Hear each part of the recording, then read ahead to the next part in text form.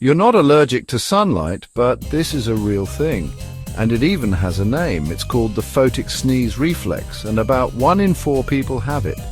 When bright light, like sunlight, hits your eyes, it overstimulates a nerve called the trigeminal nerve.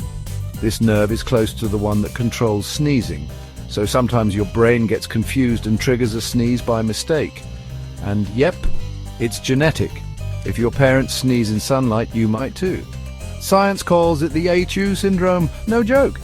So next time you sneeze in the sun, blame your brain, not the brightness. Like and follow for more fun body facts.